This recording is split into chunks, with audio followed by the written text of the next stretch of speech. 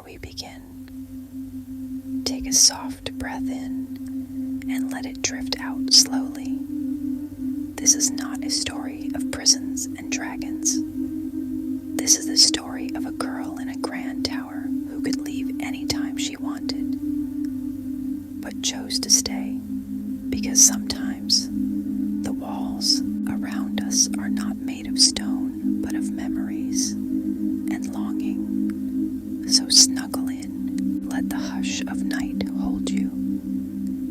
Let the flicker of candlelight guide you gently into the dream. And now, let the tale begin. The tower at the edge of the wind. The castle was vast, rising from the cliffs like it had grown there. Tall towers, ivy-wrapped walls, and windows that caught the dawn like jewels. But the highest tower, the one with the silver-blue flag that never frayed, belonged to Princess Elyra, and she never left it. She wasn't locked away. There were no curses, no guards at the door. She could walk free through the halls, ride her mare down to the orchard, even sail with the knights if she wished. But she didn't. Not for many seasons. Elyra's tower was filled with music boxes that played lullabies from long ago. Books lined every shelf. Tales of wanderers, warriors, and wistful queens. The walls were hand-painted with soft constellations, and her bed was tucked beneath a canopy of woven starlight the other royals barely noticed. The court was busy. The realm was safe. The princess was quiet. That was enough. But the truth was simple. Elyra was waiting for something she couldn't name, for someone who could see through the stillness, for the sound of a footstep that didn't echo like the rest, and one dusk when the sky turned the color of velvet plums, that sound finally came. A knock, 3 soft raps on the wood, and a voice, kind, gravel-edged, unsure. Pardon me, Highness, but I believe I got lost on patrol.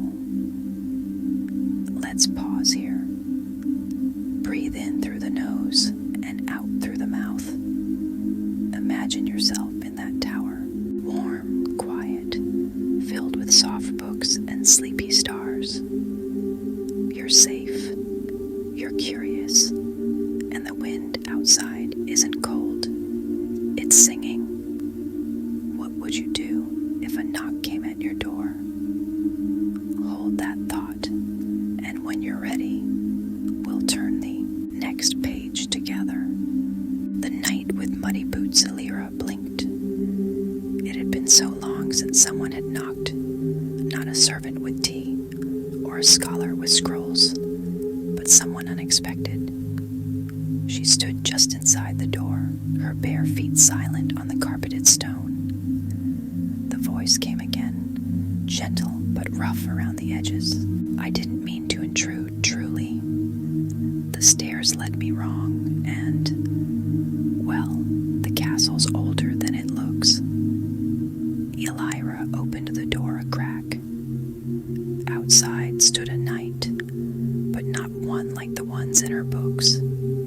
He wasn't polished or proud.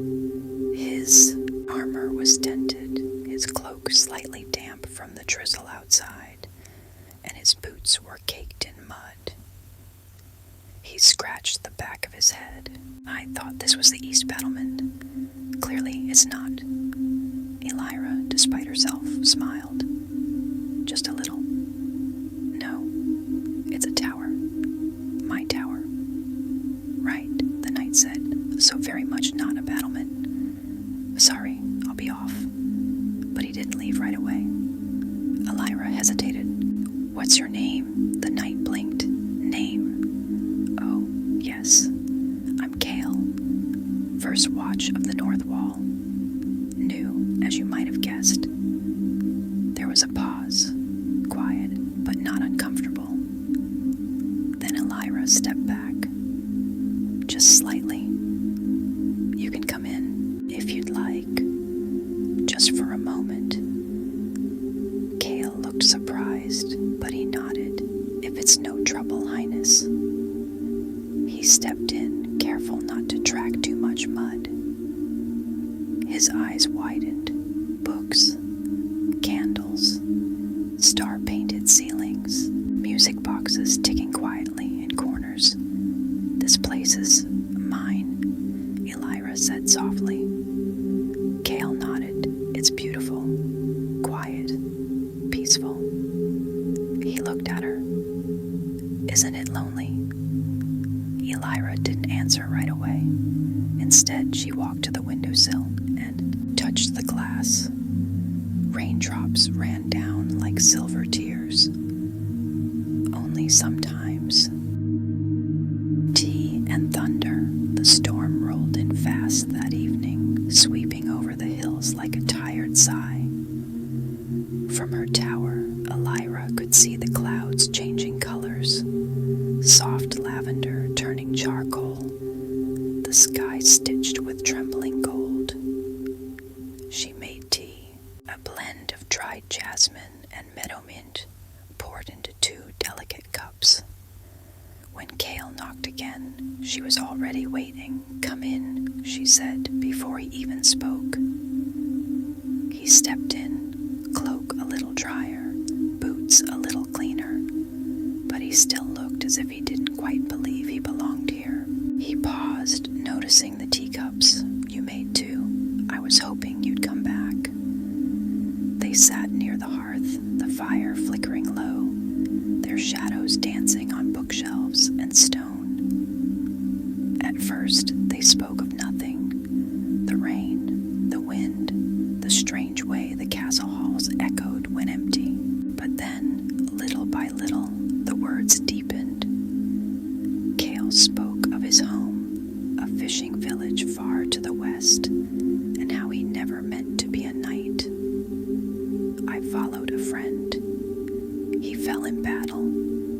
I stayed. Elyra listened, fingers curled around her teacup. And you? He asked. She hesitated. I suppose I stayed too, for different reasons. Outside, thunder grumbled, but inside, the room felt warm and still, a little island of peace. When the tea ran out and the lightning faded, Cale stood. I should return, but if it rains again, may I knock? Elyra smiled. You don't need a storm to come back. The music box room. A week passed, then another, and still Cale came. Not every day, but often enough that Elyra began to expect the quiet knock. Sometimes they talked, sometimes they read. Once she braided a ribbon into his hair as a joke. He didn't take it out. One morning, she led him to the heart of her tower, this room, she whispered, opening a carved wooden door. I've never shown anyone. Inside were shelves, not of books, but of music boxes. Dozens, maybe hundreds. Each one painted, etched, decorated by hand. Some were shaped like flowers, others like castles. One, a tiny sleeping fox. My mother made them, Elyra said, before she passed. She said each one held a memory, a feeling you could listen to. She wound one. A soft, lilting melody filled the room. Not sad, not happy. Something in between. Cale stood silently, watching her. Do they still play when you're alone? He asked. Only when I remember to listen. He stepped beside her. Then let's listen, just a while longer. So they sat side by side as the music played around them. And for the first time in many seasons, the tower felt not like a waiting room, but a place where something new had begun. Let's take a break. Take a breath and let it carry the sound of the music box with it. Imagine a room filled with tiny songs, each one tied to a memory, a whisper, a moment of love. Let your breath be soft. Let your shoulders rest. Sometimes healing begins not with answers, but with the quiet decision to let someone in. When you're ready, we'll open the next door together.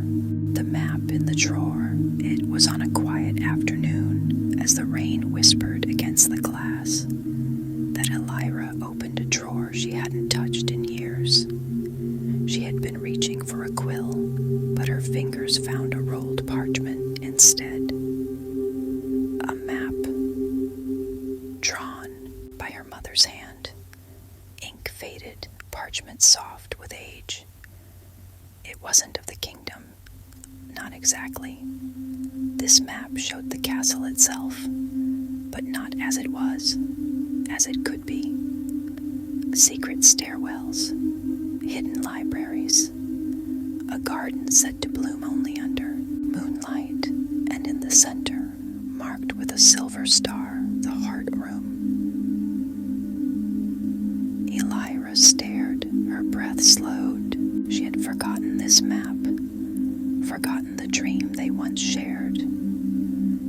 When Cale arrived that evening, she handed it to him without a word. He studied it, brow raised. Is it real? It might be. Then I think, he said gently, we should find it. And so, by candlelight and quiet curiosity, the two of them began their secret exploration. One hallway, one staircase, one wonder at a time. Their first discovery came 3 days later. Behind a tapestry near the northern window, a false wall, and behind the wall, a spiral stair. It creaked, it groaned, but it led them to something remarkable. A circular room lined with books the main castle library had forgotten. The Library of Leaves, Elyra called it, for the pages were laced with pressed herbs, petals, and tiny sketches. Some were books of spells written in curling ink. Others were lullabies. One was simply a collection of dreams. They read there often, quietly, together. It was there that Elyra found a page her mother had signed. A heart that listens is never truly alone. Cale looked at her. You remind me of her. Elyra blinked. You never met her. No, he said, but she left pieces of herself behind, and you carry them well. Elyra didn't reply, but she took his hand, just for a moment. They found it by accident, a door tucked behind an old armor stand, locked, but the key was already in Elyra's hand, a pendant she had worn since childhood, never knowing its purpose. The door creaked open into moonlight. A courtyard, overgrown, wild but alive. Silver blue flowers bloomed in patterns across the stones. Trees twisted into quiet arches. A pool reflected the stars perfectly, even when clouds hid them. Elyra stepped forward, breath caught. She built this, she whispered, for nights she couldn't sleep. Cale nodded, and now you've brought it back. They spent hours there, saying little, watching the flowers shimmer, listening to the hush between breaths. It wasn't just a garden, it was a memory still blooming, and beneath the stars, Elyra felt something shift. The tower had always held her, but maybe now it was letting her grow. Let's take a break. Take a slow breath. Imagine moonlit petals opening in the quiet of night. Feel the cool air, the still water. the scent of soft blossoms and old stories. Let your heart rest in that garden. Let yourself bloom gently. You're not lost. You're just discovering. When you're ready, the journey will continue. The mirror door, they almost missed it. The hallway past the old music room was long, lined with windows and worn paintings. Elyra had walked it dozens of times in her life, never noticing the strange shimmer on the eastern wall, like a mirage clinging to stone. It was Sale who noticed the draft. He paused beside the shimmer, then reached out and placed his palm against it. The wall rippled, not like water, not like glass, like memory. Behind it, a hidden door, carved with delicate swirls of silver and mother of pearl. At its center, a mirror, but this mirror did not reflect the hall. It reflected them, not as they were, but as they felt. Elyra stepped closer. Her mirrored self wore the same dress, the same ribbon in her hair, but her eyes held a fierce gentleness, a strength Elyra hadn't known she had. Cale stood beside her, not in dented armor, but in traveler's clothes, a smile resting easy on his face, like someone who had chosen peace over battle. "What is this place?" he asked. Elyra reached out and touched the mirror. The surface trembled, and the door creaked open. Inside, a round chamber with high arched ceilings and hundreds of tiny lights floating in the air, like stardust suspended in a dream. At the center, a stone pedestal. Upon it, a book, its cover made of woven threads. No title, no clasp. Elyra approached, fingers shaking. She opened it. Blank, then slowly, words began to form, like ink rising from memory. To the one who chooses stillness, not from fear, but from knowing. Welcome. This is the heart room. Cale stepped beside her, quiet. It's not about escaping the tower, Elyra whispered. It never was. No, Cale said. It's about understanding why you stayed. They sat together in the starlit silence, letting the room wrap around them like a lullaby. The tower hadn't just hidden her. It had held her until she was ready to remember who she was becoming. The letter in the light. The next morning, the heart room was still glowing softly when Elyra returned. Alone, the book was where she'd left it, still open to the last line it had written the night before. But something had changed. A small slip of parchment now rested inside, thin and pale, like moonlight caught on paper. She unfolded it slowly. It was a letter, not from the present, but from the past. Her mother's handwriting, unmistakable as in its looping grace. My dearest Elyra, if you found this, then you've already stepped beyond what even I could teach. This tower was never meant to cage you. It was a gift, a garden of stillness in a world that moves too fast.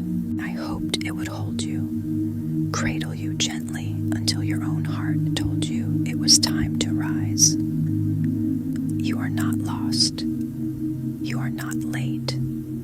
You are the breath between storms, the candle in a quiet room. Never mistake softness for weakness. It is one of the rarest kinds of strength. When you walk beyond these walls, do it not to escape, but to expand and know always that I am with you. In the hush, in the breeze, in the place where memory and hope meet. Love always, Mother. Elyra read it twice. Then again. Her hands trembled, but not from fear. When Cale arrived at dusk, she didn't meet him at the door. Instead, she waited for him in the tower's garden, surrounded by night blossoms and candlelight. He saw the change in her before she spoke. "I think," she said softly, "I'm ready to walk beyond the walls." Cale smiled. "Then I'll walk with you." The tower walks with her. The next morning came softly, with bird song and wind, and a sky the color of cream and gold. Elyra woke with no heaviness in her chest, only a sense of gentle urgency, as though the walls themselves were breathing in time with her. She dressed not in royal robes, but in a simple cloak stitched long ago by her mother's hand, lined with stars and petals embroidered in silver thread. She did not say goodbye to the tower. She simply touched each room once more. She let her fingers trail across the painted constellations in her bedroom. She wound one final music box in the room of memories. She took a book from the library of leaves and tucked it into her satchel, and in the garden of silver night, she plucked a single flower, tucking it behind her ear. When she stepped into the heart room, Cale was waiting. He held nothing but a walking stick and his smile. "You ready, Princess?" Elyra laughed softly. "I think I was always ready. I just needed time to believe it." The mirror door shimmered, and as they passed through it, the castle shifted quietly behind them. Not in farewell, not in sorrow, but in blessing, as if to say, "Go and grow."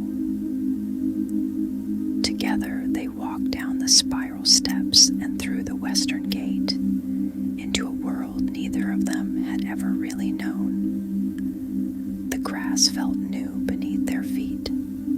The breeze was full of stories, and every path, even the ones not yet drawn, felt like an invitation. The tower stood behind them, tall and silent, but now it was something else. Not a tower of stillness, a tower of beginnings. That night, Elyra camped beneath the stars for the first time. The grass cradled her gently, and the sky blinked with 1,000 familiar lights, like the ones she'd painted on her ceiling long ago, now real and endless and watching over her. Cale snored softly nearby, already wrapped in a worn blanket, staff tucked beneath his arm like a childhood toy. Elyra lay awake a little longer, not because she was afraid, but because she wasn't. She had carried her stillness into the world, and it had not broken her. It had held her. Above her, a breeze carried the soft scent of silver blossoms. Somewhere in the distance, a wind chime played, though there were no houses near. She smiled. The tower was still with her, even out here. Not as walls, but as memory, as music, as love. She curled beneath her cloak, her mother's stitching brushing her cheek, and finally, with one last breath that held the weight of everything she had become, the princess closed her eyes and slept. "Now you can sleep, Princess. The garden has bloomed. The letters have been read. The doors have opened, and stillness has led you here, not to the end, but to a quiet, beautiful beginning. Take a deep breath. Feel the weight leave your chest. Let the stars above your story guide guide you into soft, safe dreams. You have grown, you have chosen, and now you may rest. Sleep well and wake with light in your heart. Good night, dear princess.